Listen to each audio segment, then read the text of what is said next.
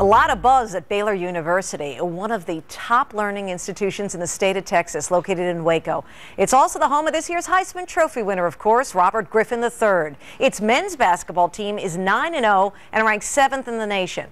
Well, its women's basketball team is even better than that, 10-0 and ranked #1 in the country, with the #1 player in the game in 6'8" phenom Brittany Griner. No better time for a Sunday night showdown. #1 against #2, UConn, seen on ESPN. Game was sold out in advance. Gino Auriemma even receiving a standing O before the game. You know what was impressive is that they were recognizing greatness, and I almost stood up.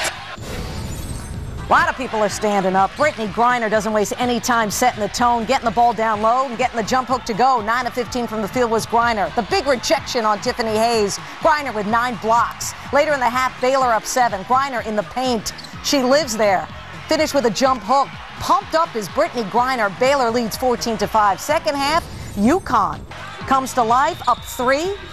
Kalina Mosqueda-Lewis makes the 3. UConn up 6. Next possession, Tiffany Hayes, 2 of 6 from three-point range. It's a 9-point UConn lead.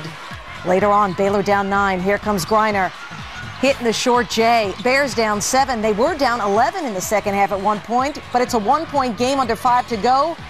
Taryn Condry knocking down the 3. Baylor up 2, under 3 minutes to go. 2-point game. Griner in traffic, imposing her will late. Under a minute to go, it's an 8-point game. The Huskies are down. Griner, one of her big blocks. She had 9 rebounds to go along with her 25 points. And Baylor knocking off UConn. After the game, Rebecca Lobo catching up with Baylor coach Kim Mulkey. What were the keys to make the run and then eventually hold on to this victory? Get the ball to Griner. You can't win at this level if she only has 7 touches in the first half.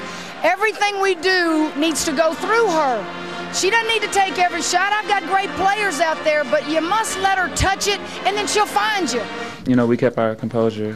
We got down 11, and you know, we never let it phase us. We just kept on, you know, trying to get defensive stops, get big rebounds, just execute our offense, and you know, we did that. Now, I don't think there's going to be a lot of teams that are going to come in here and be up 11 and do what we did to them for long stretches of the game. So the only thing I think we're not leaving here with is a win, which really bothers us because we play to win. So Baylor stays unbeaten and gets its 2nd win in school history as the #1 team in the poll over the #2 team in the poll. They're now the 6th school with multiple wins as #1 over #2, and they give UConn a taste of its own medicine, as UConn has twice as much such wins as any other school with 10.